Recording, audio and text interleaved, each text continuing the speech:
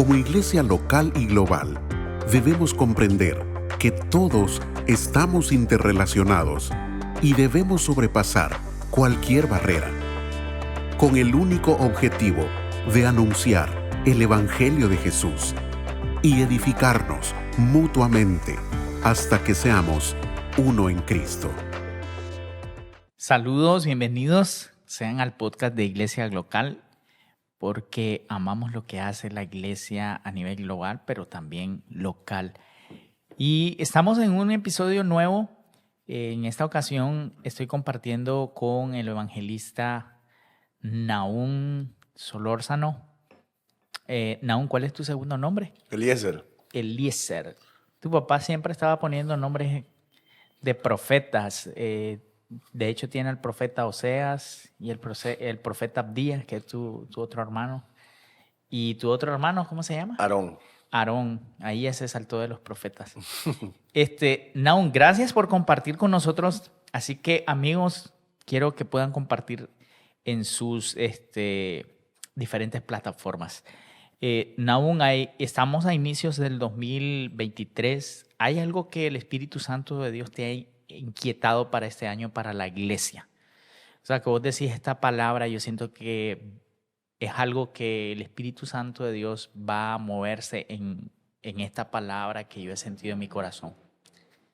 Bueno, antes que todo, darte gracias por la amable invitación, siempre tomarnos en cuenta acá en Impulso. Gracias. Para compartir. Y sí, en 2023 yo dije algo que no importa cómo nosotros queramos llamar el año, no importa qué palabra profética sienta usted en su corazón cómo marcar el año, los meses. Si no tenemos una actitud de cambio, no podemos entrar a un año nuevo con cosas nuevas. Correcto. Entonces no podemos venir a quizás hacer algo nuevo con cosas que ya están con un mal hábito. Entonces, no tratar de empezar algo nuevo con cosas viejas.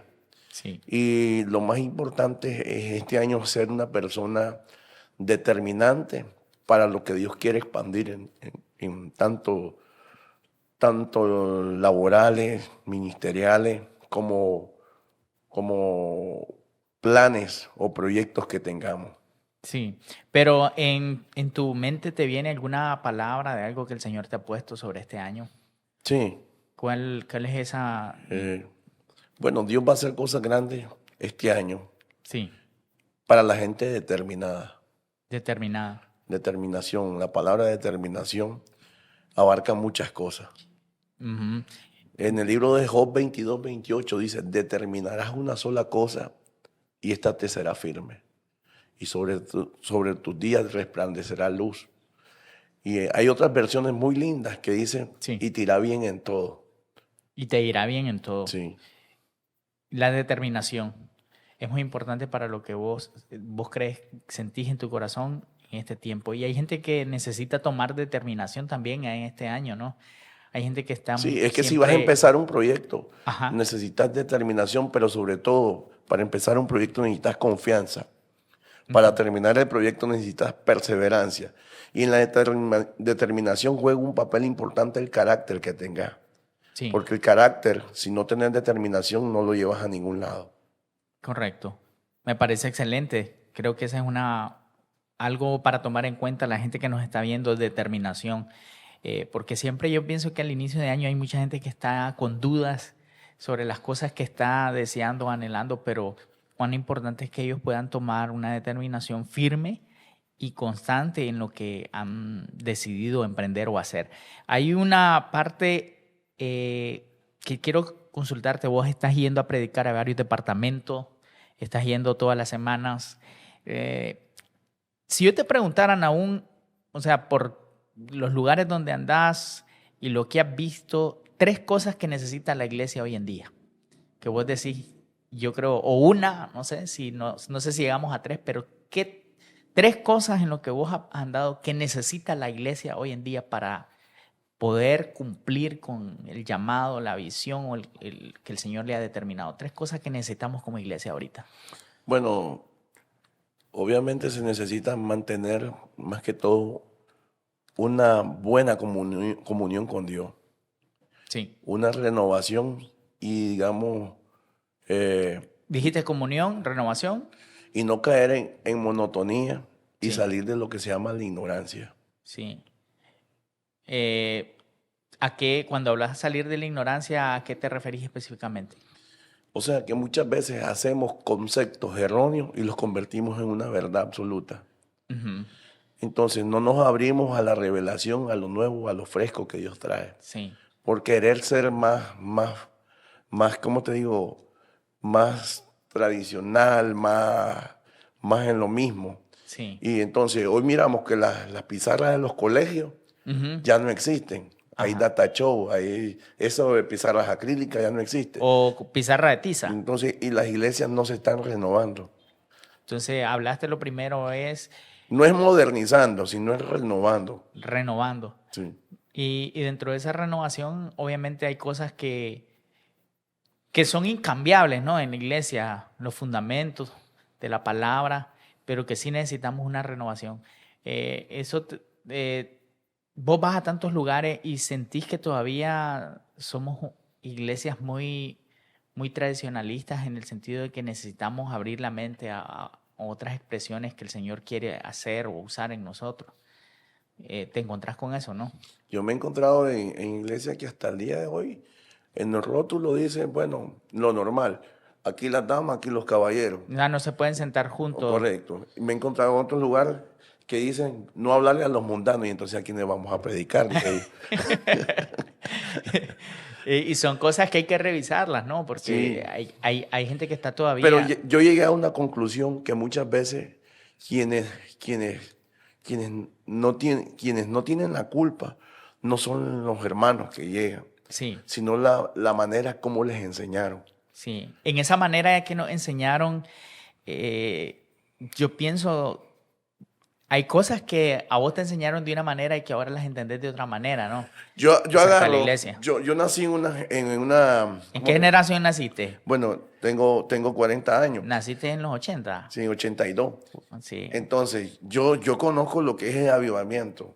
sí, Yo nací en un seno ministerial, conozco toda esa parte, pero yo soy de aquellos que amo la generación pasada, sí. la respeto, la honro, la bendigo, pero yo tomo lo de las generaciones pasadas, tomo lo bueno, pero lo malo lo desecho, como dijo el apóstol Pablo. Correcto. Y también con mi generación, o con esta generación, hago lo mismo, tomo lo bueno y desecho lo malo.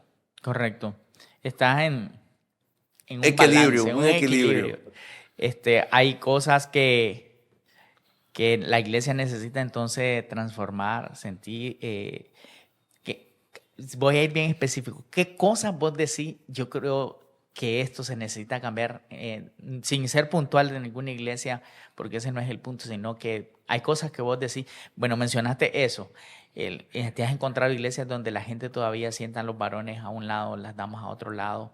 ¿Qué otras cosas bien arraigadas religiosamente vos has visto que vos decís eso fuera bueno poderlo renovar?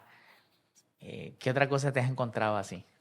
Bueno, cuando hay vos sabés que a veces tenemos dentro de la iglesia un porcentaje, tenemos el 70% hoy de la juventud dentro de las iglesias Sí, y hay un 30% de los adultos y siempre llevamos al profeta que le diga, madre, Dios va a sacar a tu hijo de la prostitución, de la cárcel, pero nunca llega un profeta que le diga, hijo, ustedes van a ser de bendición para su familia, van a ser unos pilares económicos, Dios los va a usar, Dios los va a bendecir.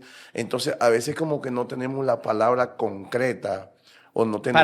para la generación específica que tenemos. Recordar que Dios trabaja con cada generación de manera distinta. Sí. Dice, Él muda los tiempos y las edades. Con Moisés lo usó con un propósito, era para libertar al pueblo.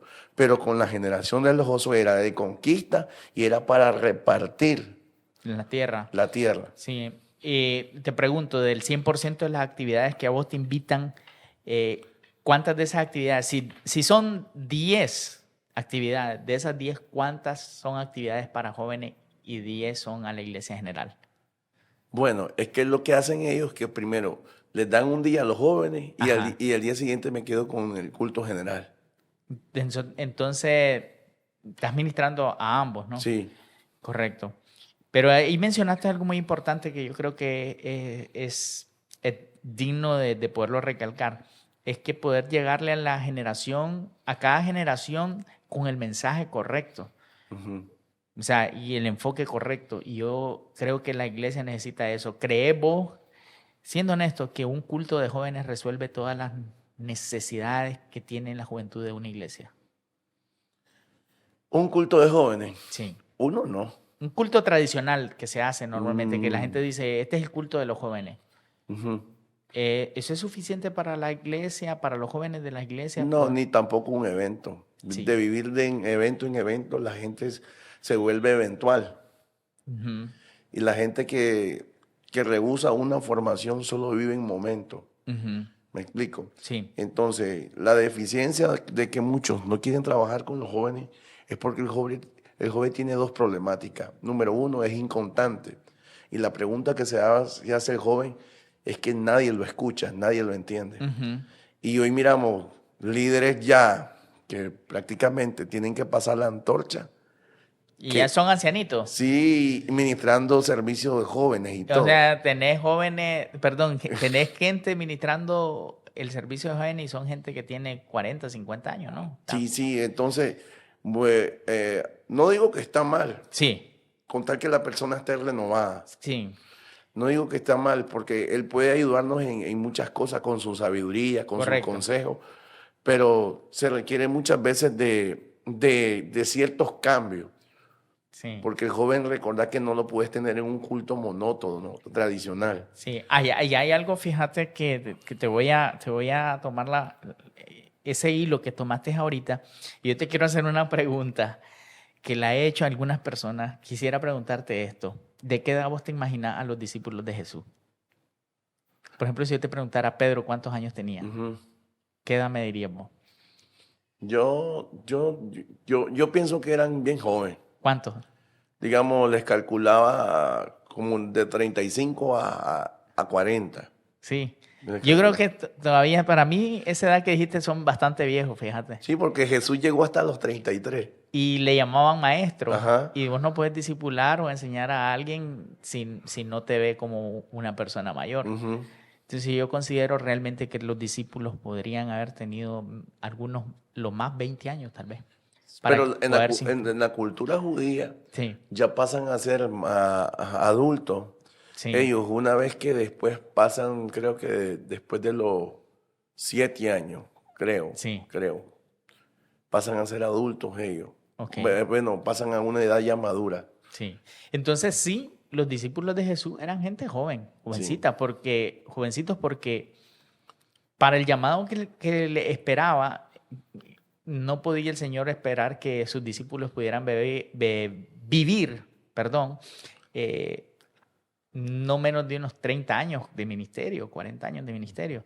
Y ahí si los hubiera agarrado de 40 años a Pedro, lo más que hubiera podido predicar son unos 10 años con fuerza. Sí, lo único que se registra en la palabra es el llamado de Moisés, que es a los 80, el de Abraham, Sí, son ya algo macizo. sí. Pero ya con Jesús, lo único que sabemos es que Jesús tenía 33 años. Y a los 12 años ya el Señor ejercía ministerio, imagínate. Enseñaba en la sinagoga. O sea, era una edad temprana. Y yo pienso que eso es muy importante hacer énfasis porque yo considero que la iglesia muchas veces no está haciendo una lectura correcta sobre las edades y las necesidades que los jóvenes tienen en la iglesia. Y de hecho, es un dato estadístico amplio que la mayoría de la deserción, o sea, la edad en donde la iglesia pierde a los jóvenes es cuando cumplen 18 o entran a la universidad. Mira el tipo de mensaje que tenemos hoy. Sí, Y es voladera de penca, como decimos nosotros, sí, a la generación de cristal, que le llaman. sí, Pero si vos te imaginas, esta generación tiene más distracciones que las generaciones de nosotros. y están luchando con otras cosas. Están luchando con otras cosas. Entonces, no podemos enmarcar lo mismo a que lo que vos viviste, todo el mundo lo tiene que vivir y vos lo superaste de esa misma manera. Hay cosas que esta generación, digamos, a mí me ha obligado Ujú. a indagar, a tratar de Entender. investigar o tratar de entenderlo. Sí. Digamos, ¿por qué es lo que callan los jóvenes? Yo quiero predicar ese mensaje. Ajá. ¿Qué es lo que callan los jóvenes? Sí. ¿Por qué callan? Porque nadie los entiende, nadie los escucha. Sí. Entonces, Y la iglesia no los está entendiendo, Ujú, no los están escuchando. sí. Entonces, ¿ese mensaje ya lo predicaste o solamente lo tenés en la mente? Bueno, lo tengo porque el problema no está en que sea X o Y de la generación Sí. hasta la Z, Sí. sino que nunca perdas tu identidad. Ok. Ese es el detalle que hay que enseñarles a esta generación, que no pierdan la identidad. Y cuando tenés una identidad bien marcada, vos podés impartirla. Pero si no has marcado una generación con una identidad de reino, con una identidad de ministerio, con una identidad de muchos valores, entonces tenemos ese detalle ahí. Hay una parte que estábamos hablando antes. ¿Qué papel juega la familia en el ministerio, hablando de otra cosa, de una persona como vos? ¿Qué consideras? ¿Qué papel juega tu esposa y tu familia en tu ministerio? Bueno, es que en el ministerio, mi esposa juega un papel bien fuerte. Sí, Es uno de los pilares más fuertes. sí, Porque ahí, si estoy mal con mi esposa y con mi familia, ¿cómo puedo ir yo a ministrar? sí, O quizá puedo subir a un altar hasta contrictado. sí.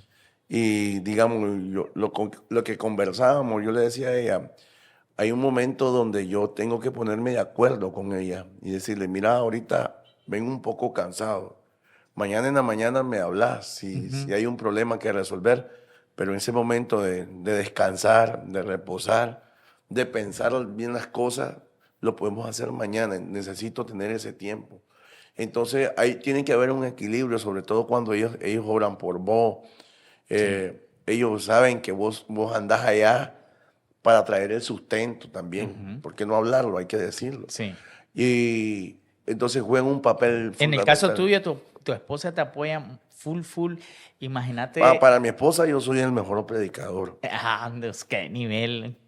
Óigalo. Sí, porque yo no entiendo pastores que tienen a su esposa y admiran a otros colegas y no los admiran a ellos. Eso Es sería. peligroso eso. Sí, sí, sí. Entonces, no. Entonces, para mi esposa y mis hijos, yo soy el mejor predicador. Tienen esa admiración para Sí, vos. entonces me lo han dicho toda la vida. Wow, qué bonito. Toda la vida. Qué bonito. Me lo dicen a mí. Entonces, a mí no me interesa lo que piense X o Y persona. Ya solo con los de mi familia me conformo. Sí. Entonces juega un papel muy No importante. solo me conformo, sino que me llena. Y ¿te imaginas estar en el zapato de alguien que tal vez está haciendo ministerio, pero no siente el apoyo de su cónyuge? Eso es algo fuerte, ¿no? Y no es fácil. Y yo pienso que, pues, ¿qué consejo le daría a alguien que está ahí tratando de hacer iglesia o ministerio y no se siente apoyado 100% con su cónyuge? Esa está difícil, ¿no? Bueno, es que hay tantos consejos. Sí, Porque vos sabes que el varón le da el lugar a su esposa. sí. Y lamentablemente hemos crecido en una cultura machista Ujú, y también con legalismo y religiosidad que excluyeron a la mujer. ¿Me ujú. explico? Y el varón que limita a su esposa en el ministerio está limitando lo que Dios quiere hacer con ambos. Ujú. Entonces, hay gente que se pone a competir con su mismo cónyuge, que yo tengo la mayor unción, que vos no sos usado aquí, que aquí y allá, y ese es un grandísimo error, Sí, porque ¿cómo andarán dos juntos si no estuvieran de acuerdo? sí, entonces ahí mencionaste sobre ponerse en acuerdo, poder coordinar, poder admirarse mutuamente.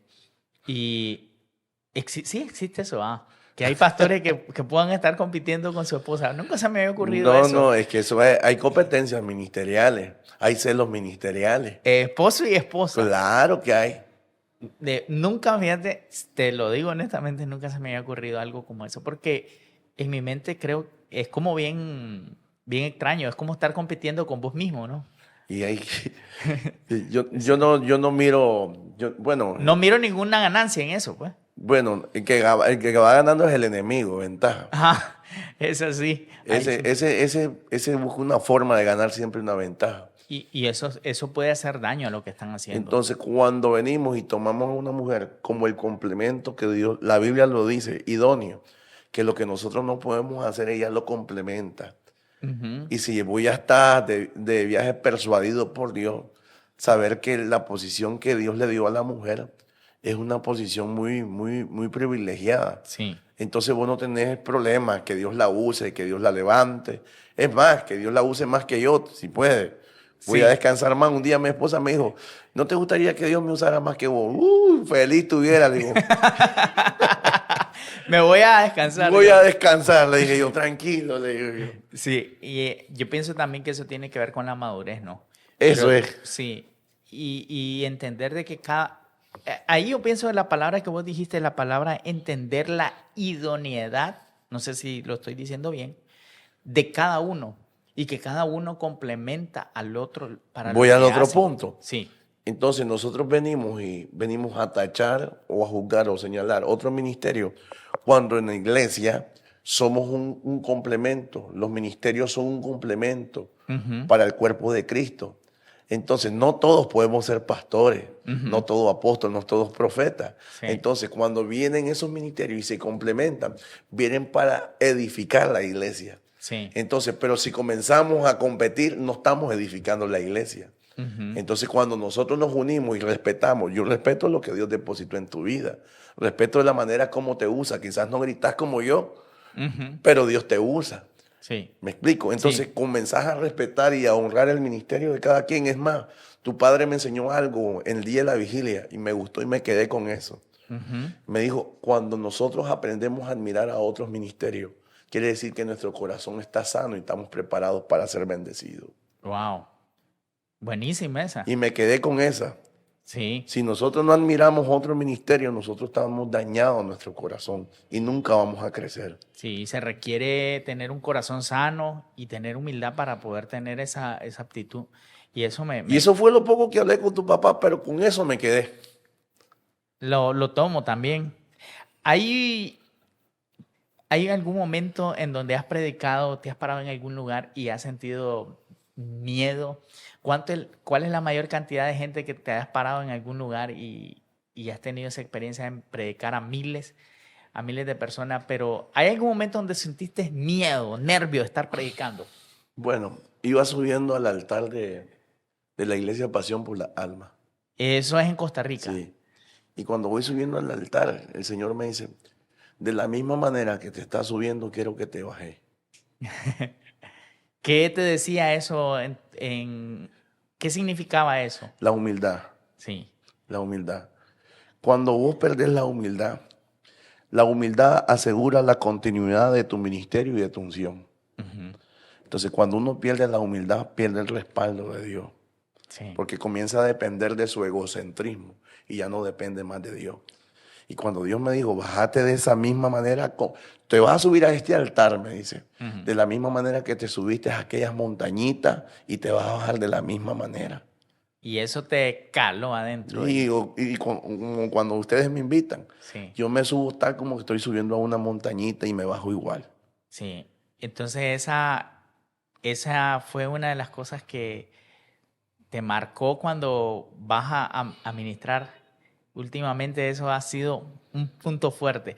Hay una parte de tu historia, Nahum, estábamos hablando la vez pasada sobre los procesos. Ujú. Y que hay alguno de esos procesos que vos mencionaste que fue bien fuerte. ¿Cómo encontrar? Esta sería la pregunta. ¿Cómo encontrar lo que Dios te está enseñando por medio de un proceso difícil? ¿Cómo vos has podido escuchar a Dios? ¿Qué es lo que Él está hablando? Por ejemplo, hay alguien que ahora mismo probablemente nos ve o está pasando un proceso de salud y puede ser que empeces a renegar de Dios, puedas sentir que Dios te abandonó. Pero ¿cómo encontrar en medio de ese dolor o de ese proceso difícil lo que Dios te quiere enseñar?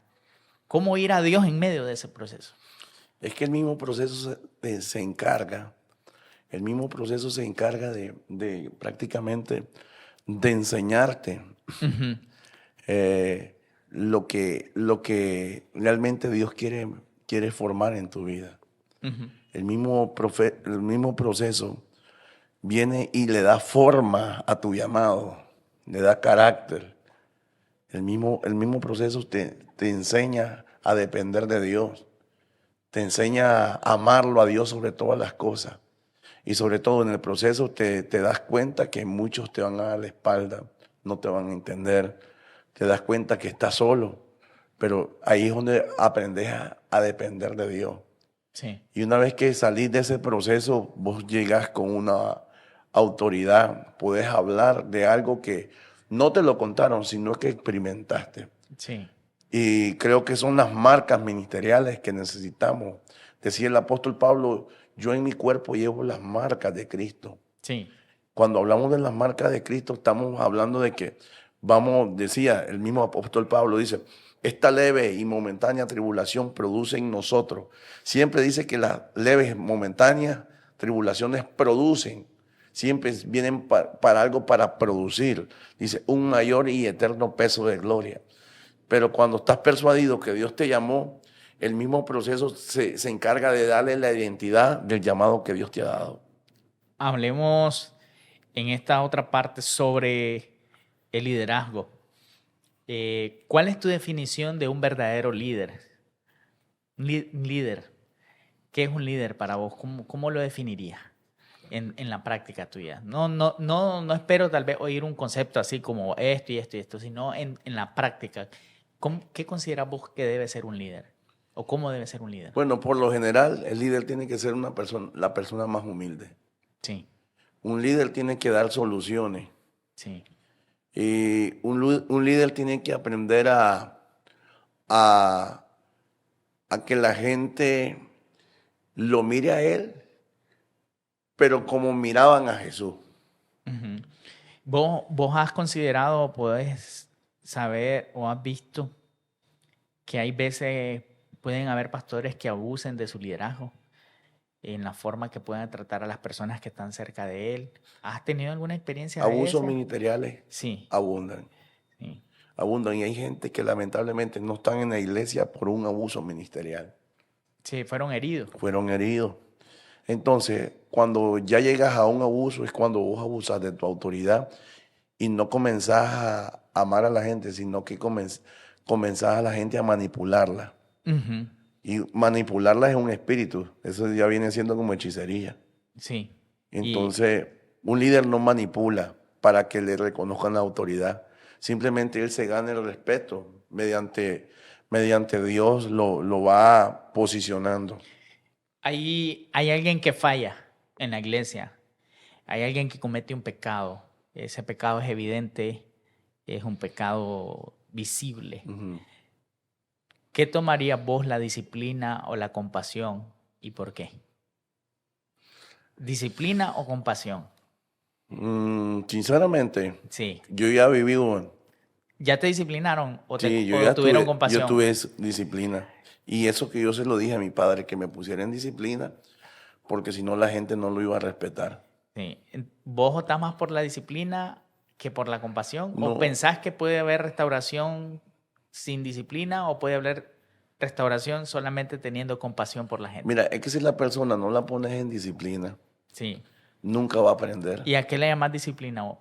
Bueno, la disciplina, Ajá. la disciplina puede ser de una manera, ¿cómo te voy a decir? Llena de compasión. Ok. Ok, como que vos tenés un amigo, pero el hecho que sea tu amigo no es que no le vas a decir la verdad Uh-huh. o le vas a tolerar todo, sino que le decís, bueno, aquí hay ciertos principios. Uh-huh. Aquí hay ciertos principios. Vamos a ver hasta dónde llega tu humildad, porque la persona dice en la Biblia que al que Dios toma por hijo, dice que lo disciplina, Uh-huh. al que Dios toma por hijo. Sí. Entonces dice, y el que no soporta la disciplina, dice que no se merece llamar hijo, es que es un bastardo. Sí. Entonces yo no puedo ir en contra de ese principio.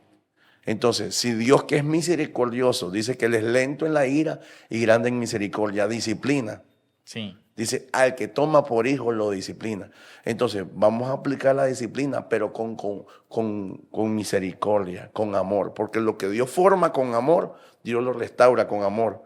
David había pecado, había fallado, Sí. había metido las de andar. Y mandó el Señor a Natán a corregirlo con una palabra de juicio.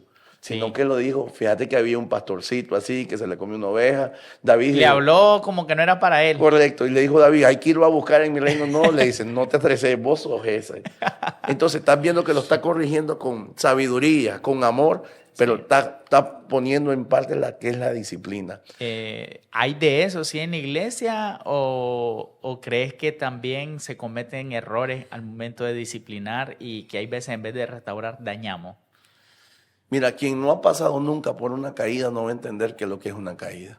Sí, entonces hay que tener cuidado cuando señala a alguien, ¿no? Sí. Porque hay veces es fácil decirle o decir, esta persona necesita esto y esto, pero porque vos no has pasado eso. El apóstol Pablo dice, vosotros que sois espirituales, restaurarles con espíritu de mansedumbre. No sea que ustedes caigan en las mismas situaciones. Wow. Y muchas veces nosotros nos convertimos en aquello que un día criticamos tanto. Y eso hay que tener cuidado. Demasiado cuidado. Entonces hay una línea muy delgada entre juzgar y señalar. Sí. Porque el que juzga se llama Dios. Ujú, El que perdona es Dios. ujú. Nosotros hoy podemos estar acá y Dios no lo permita, podemos cometer X o Y error. Y te tiran piedra. Y será mejor que cuando seas un líder, te deja querer por la gente. Porque si eras un vasallo, los maltratabas, Te van a acabar. con vos nadie va a tener misericordia. Santo Dios. Sí, esa parte es fuerte. Entonces hay que aplicar, pienso yo, siempre un carácter de líder amable, en el sentido, digo- no complaciente, Yo sino digo amable. entre agridulce. ¿Cómo amplías esa parte? ¿Cómo lo estás entendiendo como agridulce? Agridulce, bueno. Cuando que- te toca ser duro, No. es ser que duro. Cuando te toca ejercer tu autoridad, hay que ser fuerte, no hay firme. que hacerlo de una manera arrogante, Ujú. malcriada, Sí. sino que hacerlo que la gente sienta Amor. amor y sobre todo responsabilidad. Sí. Hay una parte que leí un día de estos. Hay un grupo de gente que consideras que es así. ¿Es necesario marcar tanto el tema del pecado del púlpito o para producir cambio en la gente? Porque, o sea, hay gente que dice no se predica santidad. Ujú. Hoy en día, dice, hay un mensaje muy light. Las iglesias ahora no predican del pecado. Pero a mi entender, hay veces yo pienso que se le da una relevancia al pecado desde un mensaje prácticamente como exaltando que el pecado es más fuerte que la gracia. No sé si me entendés. O sea, entonces realmente necesita la iglesia tanto oír la palabra o estarle como advirtiendo a la gente tanto sobre el pecado. Yo leí algo. ¿Advertirías más sobre el pecado que sobre la gracia? Okay. Yo leí algo, Sí. porque estos se llaman los defensores de la sana doctrina. Ujú. Entonces, una sana doctrina, lo que yo leí me gustó mucho, dice, nunca va a venir de una lengua dañada. Porque hay veces, sí, esto está fuerte, nos estamos metiendo a territorio fuerte, Apache. ¿Podés repetir otra vez esa expresión? Porque me parece interesante. Bueno, yo lo leí, Sí. no es que yo lo dije, yo lo leí. Pero te pareció Sí, acertado. me gustó porque dice, una sana doctrina nunca va a venir de una lengua dañada. Ujú. Entonces, lo que tenemos hoy dentro de muchos lugares es que lo que están predicando es un mensaje controversial, Ujú. controversial y menos edificante. Sí. Yo sé lo que dice Jeremías, yo sé que usted me va a salir con algo, que Dios Sí. nos ha puesto para arrancar, para plantar, y nos ha puesto eso. Sí. Pero llega un momento que el Señor Jesús, Ujú. si vos sos discípulo de Jesús, dice que Él abrió el pergamino. En Isaías 61, Sí. dijo, el Espíritu de Jehová está sobre mí, Ujú. por cuanto me ha ungido, me ha enviado a dar buenas nuevas a los abatidos, a dar vistas a los ciegos, pero después dice, a pregonar libertad a los cautivos, y después dice, a predicar el año agradable de la voluntad de Jehová. Pero después lo cerró, porque después continuaba, dice, y el día del Dios nuestro de venganza del juicio vendrá, porque no había un tiempo. Dice la Escritura que Él no vino a juzgar, Él vino a restaurar lo que se había perdido. Sí. Entonces, quien se encarga de juzgar y señalar se llama Jesucristo. Y hay gente que creen que ya tienen la llave del cielo y te pueden juzgar. Sí. Entonces, hay cosas que necesitamos entender, que hay verdades bíblicas, Sí. y hay instrucciones bíblicas. Y entonces, a la gente, si no la instruimos, siempre le vamos a meter todo como una verdad bíblica. Hay un tiempo para hablar la palabra y hay un tiempo para callarla. Hay un tiempo para consolar. Hay un tiempo para exhortar. Exhortar, muchos creen que es juzgar y señalar. Es un despertar. La palabra exhortación es un despertar. Entonces, si usted va a corregir a las personas, corrígelas con un espíritu de mansedumbre. Yo lo decía el apóstol Pablo. Vosotros que sois espirituales. Entonces, cuando usted se cree más espiritual que una persona, aprenda a tener compasión. Quizás usted, Dios le ha dado ese nivel de madurez, ese nivel que muchos lo desearan tener. Entonces, dejemos que la gente en su vida, en su etapa en el cristianismo, vayan aprendiendo. Correcto. Porque usted y yo no aprendimos así nomás. Nosotros veníamos llenos de delitos, de pecados, de muchas cosas. Y ahora yo no me puedo poner una investidura de un juzgador, señalador y decirle, vos vas para el infierno. Claro, es fácil juzgar y señalar cuando vos no has pagado el precio en esa cruz por esa alma. Y Dios nos va a pedir cuenta de las almas que muchas veces hemos. Sí, entonces hay que, es para ponerte a pensar, ¿no?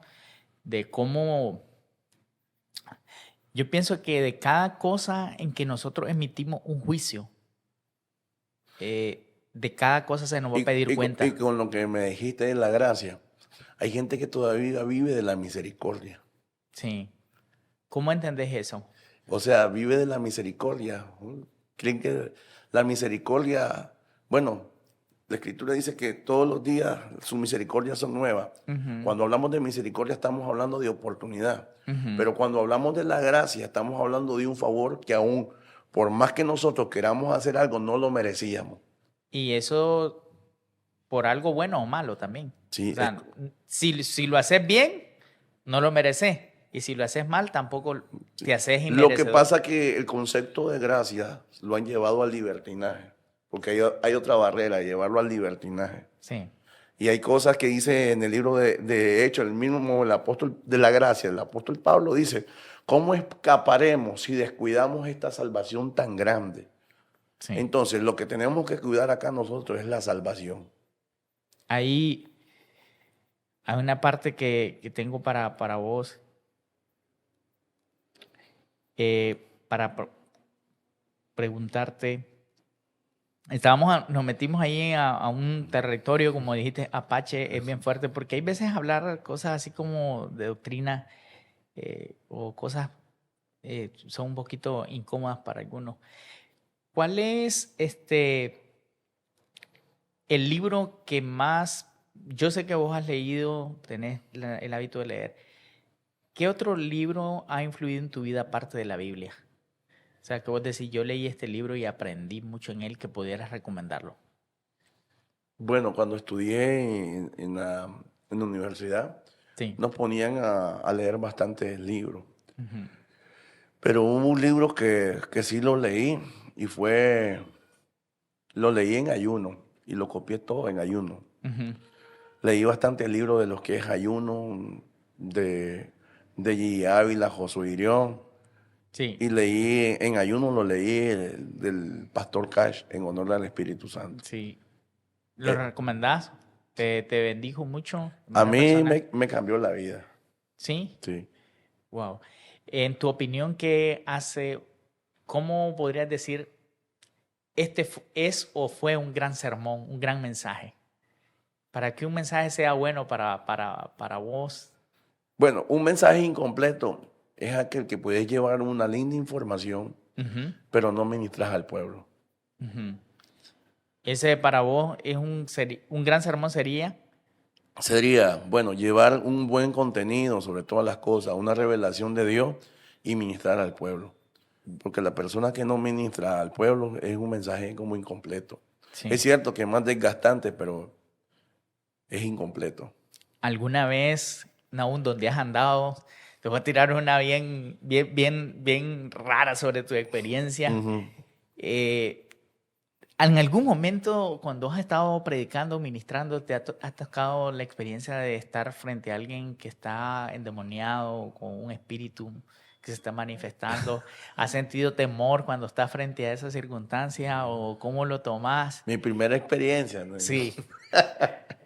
O sea, eso te lo pregunto porque hay veces, puede ser que alguien que te esté viendo y dice, a mí me gusta hacer ministerio y todo, pero pienso en algunas experiencias que van a ser difíciles.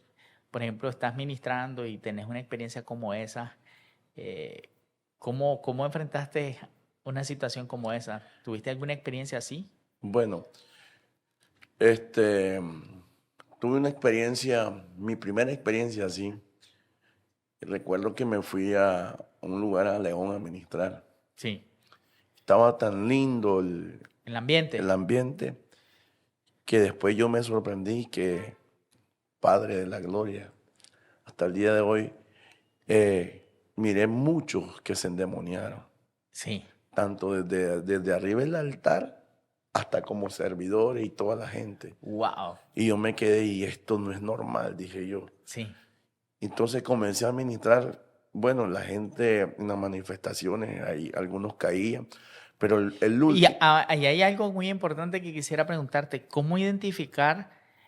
Porque hay veces hay gente que puede tener una confusión en que alguien pueda ser tocado por el Espíritu Santo y realmente lo que esté experimentando es una manifestación de un espíritu malo. Es que ahí es donde juega un papel importante el discernimiento de Sí. espíritu. Porque hay gente que venía a la iglesia y vos la mirás llorando, y aquel que no tenía discernimiento dice, wow, ¿cómo estuvo el servicio? Todos estaban llorando, pero hay gente que a veces estaba llorando heridas almáticas, recuerdos del pasado. Ujú. ¿Me entendés? Sí. Y recordar que el espíritu que vos adorás es un espíritu de gozo. Sí. Dice que aunque estés pasando momentos, siempre Él te va a producir gozo, paz. Ujú. Y entonces, cuando yo estaba ministrando, yo no tenía experiencia. Yo Sí. había escuchado hablar a mi papá, a mis abuelos, cómo liberar a las personas. Sí. Y de repente Dios hizo la obra en todas las personas, pero había una muchacha en especial. Y me recuerdo que era familiar de una persona, de un líder. Y el papá me llegó a decir, hermano, ayúdeme, por favor. Sí.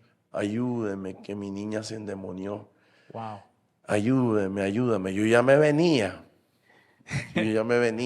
¿Serio? Yo ya me venía, pero cuando yo le digo a la persona que anda conmigo, andaba un varón conmigo, ¿usted está preparado para lo que va a ver? Y me dijo él, sí, oró, sí, yo ando preparado. Pero él iba preparado con un celular de esos Walkman, Sony Ericsson en ese tiempo, para grabar El momento el que vos ibas a momento. ministrar. Recuerdo que la tenían amarrada en un palo de mango. Wow. Eso es Y fuerte. la tenían ahí. Y lo único dije yo, Padre, ¿cómo hago? Bueno, al ver eso, yo dije, Señor, ¿cómo hago? Me comencé a recordar de mi abuelo, cómo liberaba a mi papá, y lo primero, le voy a preguntar el nombre, dije yo, de la muchacha, no del demonio, Sí. sino de la muchacha. Entonces le digo, ¿cómo se llama ella? Fulana de tal. Abrí los ojos, le dije. Y comencé a llamarle por el nombre. Cuando yo le digo abrir los ojos, más bien me los volteó, hermano, y me dio un escalofrío. Yo no sé, ese momento cómo reprendí, si fue con miedo, con pánico, con temor. Cuando yo la vi, voces bien feas, entonces yo ya no quise seguir hablando con ella, y ahí nomás comencé a reprender en el nombre poderoso de Jesús. Bueno, comencé a invocar todos los ángeles, querubines. La cosa que Dios hizo la obra. Wow. ¿Cómo te sentiste después de haber experimentado esa liberación? Dios hace la obra. Ujú. Cuando una vez el Señor la libera, yo mandé que le consiguieran una ropa nueva, que la buscaran como bañada, todas esas cosas.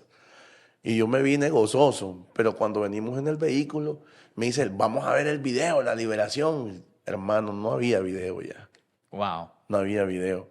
Y la última experiencia que tuve fue en Costa Rica, en un campamento de jóvenes, Sí. con mi esposa. Gracias a Dios andaba con mi esposa. Gracias a Dios andabas con tu esposa. Sí, me tiraban los endemoniados afuera, en los pasillos, por todos lados. Fue una manifestación fuerte del enemigo, pero más glorioso fue lo que Dios hizo. En esa parte hay gente, ¿verdad?, que en algún momento va a tener esa experiencia de estar frente a una situación como esa. Puede ser con un familiar o en algún lugar ministrando. Y yo me he dado cuenta que mucha gente es intimidada por el enemigo al momento de tener una situación como esa. ¿Qué cosas vos recomendarías que pueden darte esa seguridad para ministrar, para liberar a alguien y decirle, o sea, provocar esa liberación en alguien? ¿Qué cosas deben de estar correctas en nosotros para poder ir con toda seguridad y decir, esta persona va a ser libre en el nombre del Señor? Bueno, en la parte de la liberación, Sí. Hay un punto donde la persona que si tiene la autoridad de Dios, sobre todas las cosas, tiene que vivir una vida en obediencia. Obediencia. En primer lugar, obediencia. Obediencia, santidad. Santidad. Y tiene que tener una vida de oración. Y una vida de oración. Una vida de oración. Para poder enfrentarte a eso. Recordar lo que dice la Biblia, dice, este género no sale si no es con oración y ayuno.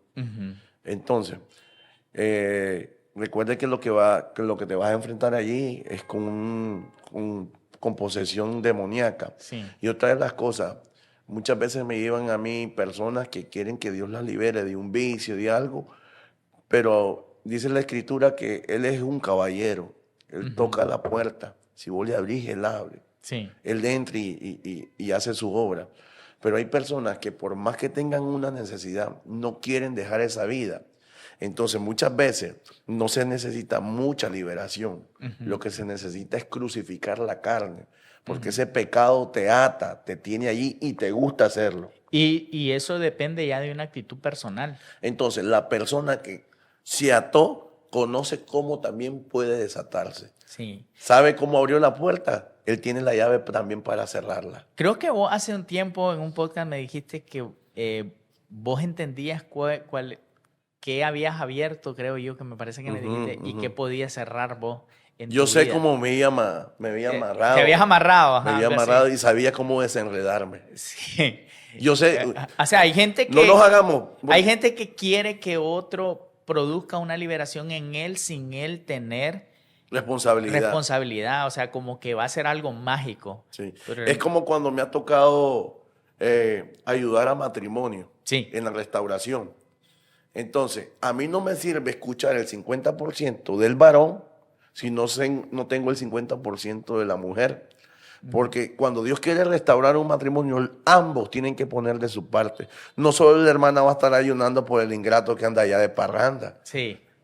No solo el varón va a estar peleando la batalla por ella. Sí. Entonces, ambos tienen que ponerse en un mutuo acuerdo. Entonces, recapitulando, hablaste de obediencia, una vida de oración, santidad. De santidad, y dijiste algo más que ahorita no lo tengo, pero creo que lo voy a volver a chequear después que lo pasemos porque me pareció importante. La parte que quiero cerrar en este tiempo, ¿qué cosas en tu vida haces antes de ir a un lugar a predicar? ¿Qué hábitos, Nahum, tenés espirituales que te garantizan y te dan seguridad en lo que vos haces? Soy una persona muy agradecida. Sí. Sé que en este país Dios puede usar muchas personas que quizás tengan mejor léxico, que tengan muchas cosas, pero esto no es del que corre ni del que salta, sino del que Dios tiene misericordia. Y soy muy agradecido y cada vez que le digo, Señor, aquí estoy. Yo mi manera de de hablar con Él es en el baño. Sí. Ahí donde me rindo a Él por completo. Le digo, Señor, aquí voy de nuevo. ¿Hay algún momento en tu vida en que te has sentido menospreciado en lo que vos has hecho antes Pienso que estás en un momento de mucha madurez.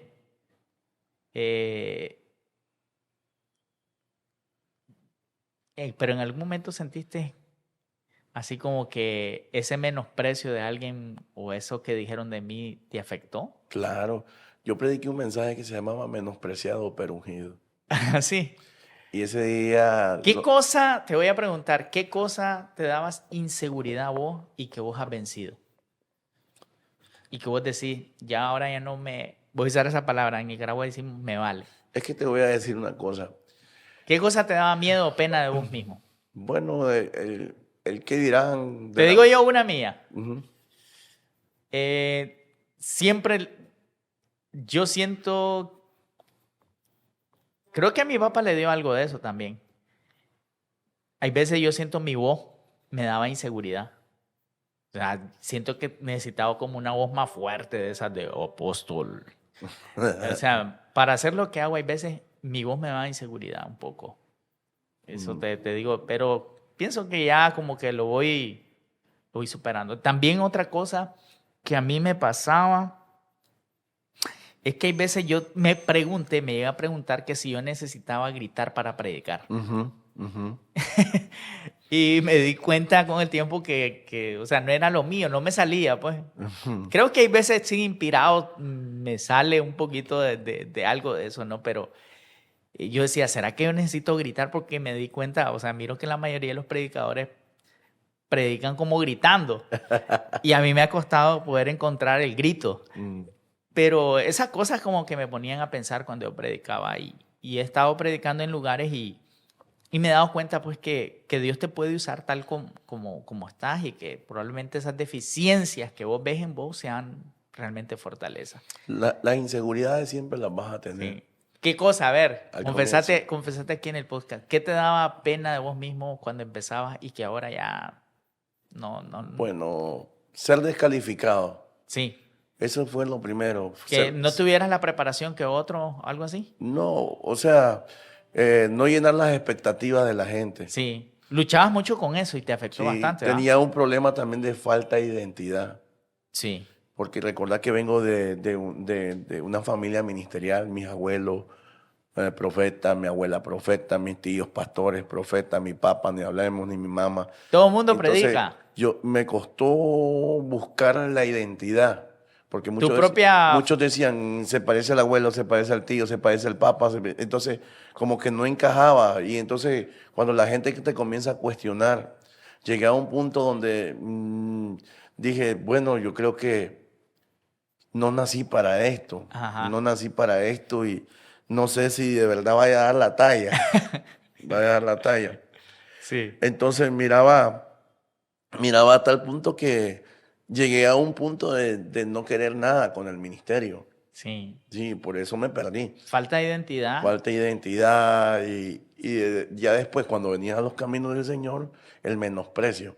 Sí. El menosprecio. No, vos todavía no estás preparado, vos sos inmaduro. Estás verde. Ajá, muchas cosas. Entonces, tuvo que el Espíritu Santo Trabajar. direccionarme, apasionarme y sobre todo enseñarme a creerme, en mí mismo, Sí. a creer en mí mismo. Y ¿Cómo se puede lograr eso, a creer en uno mismo? digamos, ahorita hemos grabado un podcast. Ajá. Entonces mi esposa se va a dormir a otro cuarto porque este podcast, las prédicas que yo predico, la escucho toda la noche. ¿Vos? Yo toda la noche. Porque ni yo mismo me creo cómo estoy hablando. Entonces me dice, otra vez vas a repetir el mensaje. Entonces lo ando escuchando en el carro, lo ando escuchando aquí. Entonces, pero, a ver, lo oí porque me imagino que en algún momento, que yo lo he hecho también en algún momento, lo oí para mejorar en algunas cosas. Sí. Pero ya no tanto porque tengas una inseguridad, ¿no? No. Sí, a mí me... No, y al comienzo decía, ¿para qué dije esto?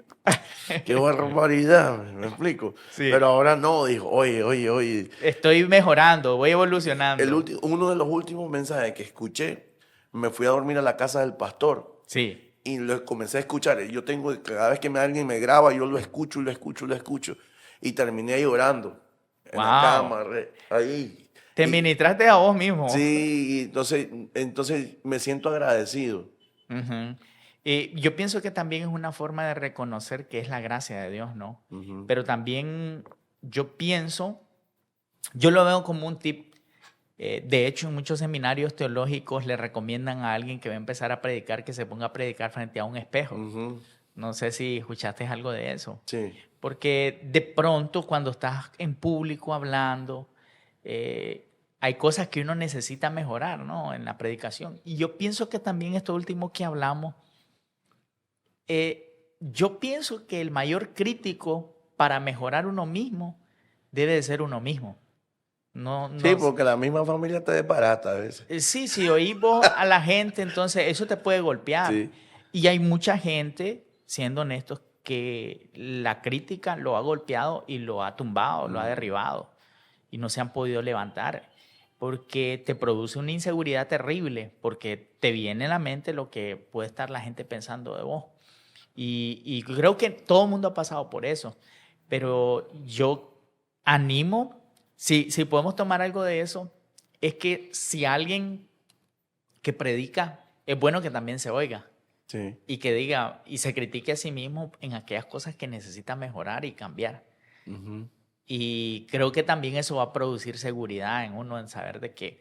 Ahora, yo creo que eso es lo más bonito de Dios, que Él siempre está dispuesto a usar a los menos calificados. Porque si fuera por ser los más hábiles o los más aptos, no entraría nadie. Dos lugares que yo le tenía, como decimos, fobia o horror predicar. Sí. Era frente a una cámara y estar en una radio. Y ahora ya es natural. Bueno, no digo... Todavía un poco. No te voy a decir soy el mega, no. Pero estás más seguro ahora. Sí, ahora me da un poquito más de seguridad y sobre todo, o sea, la madurez te va ayudando mucho. Sí. La madurez es una bendición en la vida de un ministro. Y yo pienso también tener la seguridad del llamado. Uh-huh. O sea, que vos mismo empeces a estar afirmado en lo que Dios te ha dado. Uh-huh. Y saber también, yo he aprendido esto, que el Señor te va a usar aunque no estés calificado para la gente. Uh-huh. Si sos obediente, si estás conectado con el Señor, ese va a ser el sello de lo que Dios quiere hacer contigo. Y sabes, otra cosa también es que las deficiencias aparentes tuyas, Dios las va a convertir en fortaleza. Pero Dios siempre va a enviar a alguien. Ajá. A alguien como, digamos, Saúl. Uh-huh. Saúl le fascinaba profetizar y no era profeta. Pero a Saúl le gustaba la unción profética, pero no le gustaba la formación del profeta. Uh-huh. Y muchas veces cuando nosotros rehusamos a la formación, solo vamos a tener momentos. Uh-huh. Y eso se requiere carácter y madurez. Entonces, digamos, yo no necesito decir soy un maduro, no, el mismo espíritu te lo muestra y te dice, ya no tranquila en muchos pensamientos, no divaga, tiene un punto de firmeza. Sí. ¿Sentís que ahorita estás en un punto en donde has madurado muchas cosas? Sinceramente, sí. Sí. Sinceramente, sí, pero creo que todos los días me hace falta. Sí. Y quiero mejorar. Correcto. Nahum, gracias por abrir tu corazón. En esta última parte fuimos bastante como abiertos, ¿no? De algunas cosas que pasan por la mente de uno. Pero también yo pienso que con una conversación como esta, hay mucha gente que también es inspirada. Probablemente hay gente que todavía está haciendo iglesia o ministerio y está bien inseguro de sí mismo. Y eso, fíjate que cómo encontrar la identidad sería un buen punto, porque hay gente que, yo lo compartí antes, hay gente que siempre está tratando de imitar a otro y en ese afán de querer parecer a otro, pierden lo bonito que pueden tener. Yo también escuché algo, Maxwell, Sí. Pastor Maxwell. Creo que se lo escuché a Lucas Ley. Sí. Decía Lucas Ley estas palabras. Cuando tú no fluyes en tu identidad, estás deshonrando a Dios. Wow. Sí. Porque estás como haciendo a un lado lo que Dios te dio. Sí. Estás menospreciando lo que Dios te dio. Entonces yo pienso que eso último es muy bueno y muy importante. Nahum, te doy gracias por este podcast. Amigos, gracias por haber estado con esta conversación nuestra en este episodio. Así que puedan compartir. Nahum, tus últimas palabras después de esta última parte de este bloque de conversación que tuvimos en este podcast. Para el 2023. ¿Qué dice? Este 2023, yo deseo que todo el éxito que usted pretenda alcanzar, Sí. se lo pida al Señor, sobre todas las cosas. Si va a planificar algo y Dios está de su parte, planifiquen cosas grandes. Sí. Y créale a Dios por cosas grandes. Sueñe lo más que pueda, porque tarde que temprano Dios los cumplirá esos sueños. Amén. Comenzaste con un proverbio, decía proverbio, pero ahora voy a decir proverbio 19:21. Sí. Dice, muchos planes hay en el corazón del hombre, pero el propósito de Dios se cumplirá. Amén. Gracias por cerrar con esa palabra. Agradecemos tu Bendiciones amable a todos. sintonía. Nos vemos en el próximo Nos volveremos a encontrar en nuestra próxima transmisión de Iglesia Glocal.